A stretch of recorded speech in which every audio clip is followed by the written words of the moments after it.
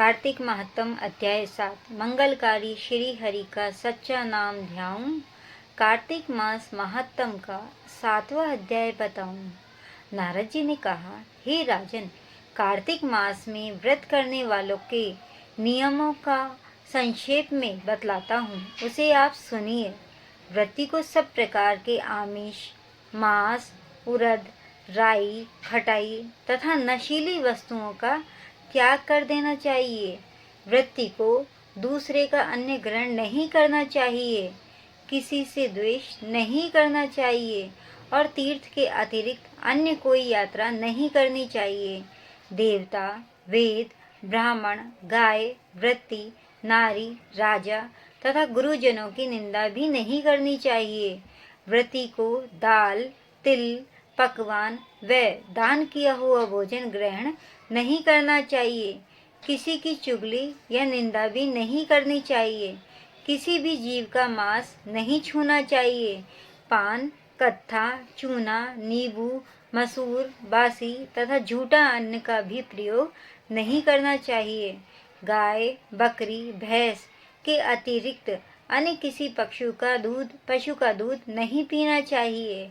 काष्य के बर्तन पात्र में रखा हुआ पंचगव्य, बहुत छोटे घड़े का पानी तथा केवल अपने लिए ही पका हुआ अन्न प्रयोग करना चाहिए। कार्तिक माह का व्रत करने वाले मनुष्य को सदैव ब्रह्मचर्य का पालन करना चाहिए।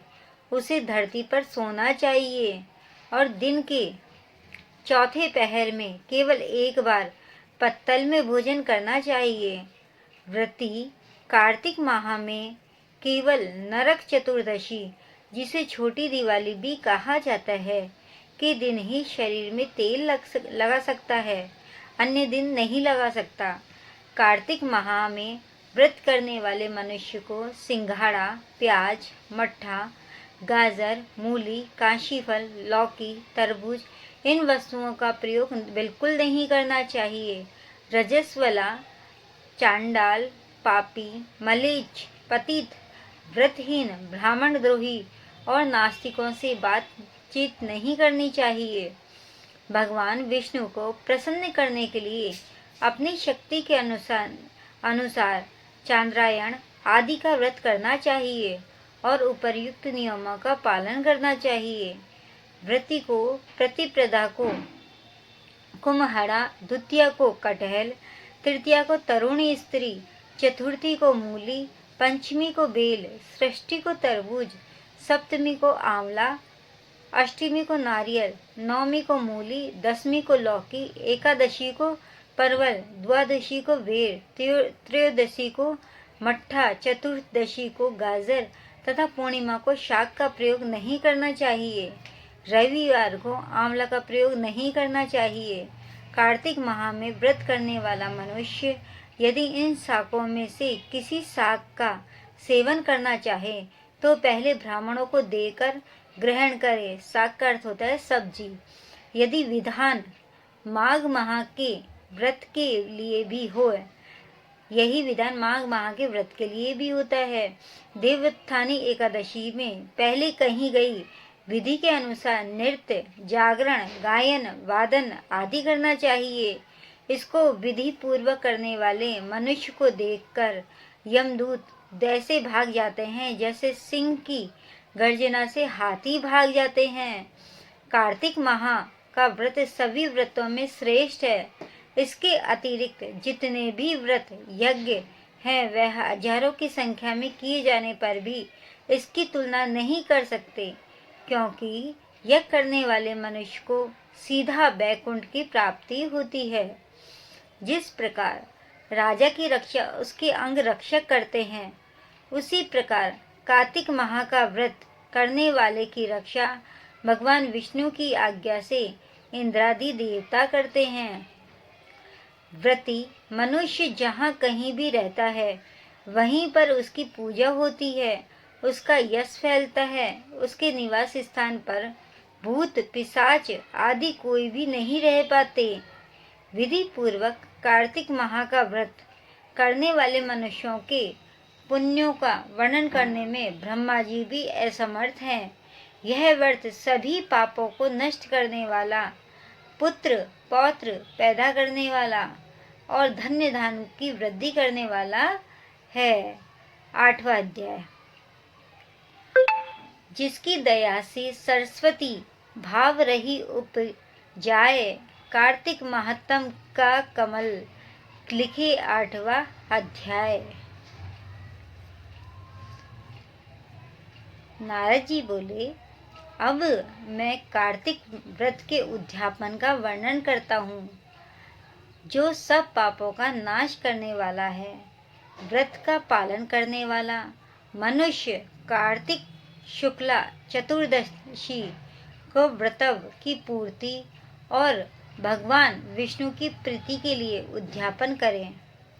तुलसी के ऊपर एक सुंदर मंडप बनवावे, उसे केले के खम्भों से संयुक्त करके नाना प्रकार की धातुओं से उसकी विचित्र शोभा बढ़ावे।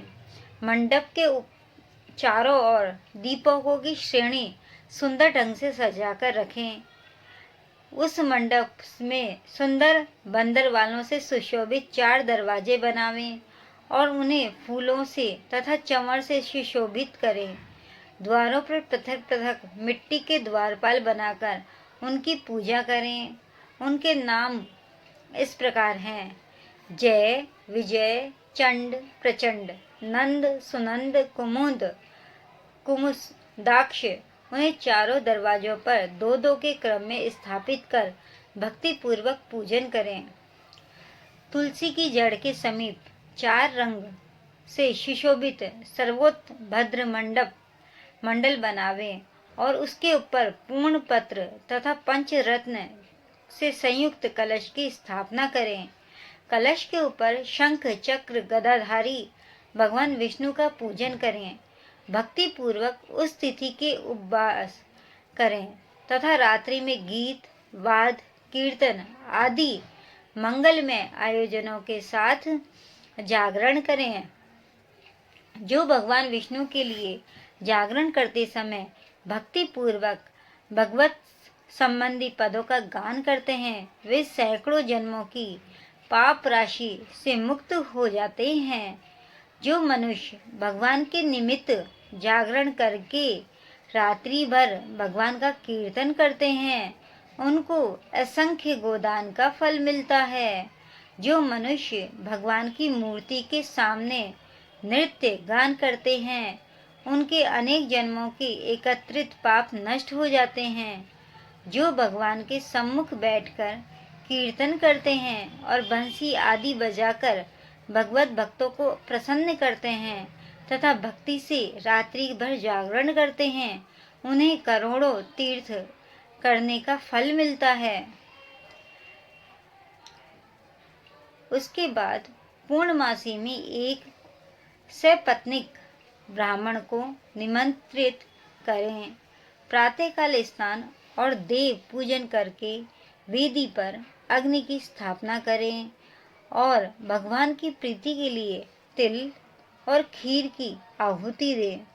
होम की शेष विधि पूरी करके भक्ति पूर्वक ब्राह्मणों का पूजन करें और उन्हें यथाशक्ति दक्षिणा दें।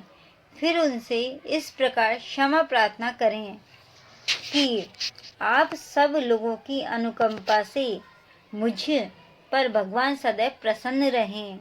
इस व्रत को करने से मेरे 7 जन्मों के लिए किए हुए पाप नष्ट हो जाएं और मेरी संतान चिरंजीवी हो। इस पूजा के द्वारा मेरी सभी मनोकामनाएं पूर्ण हो।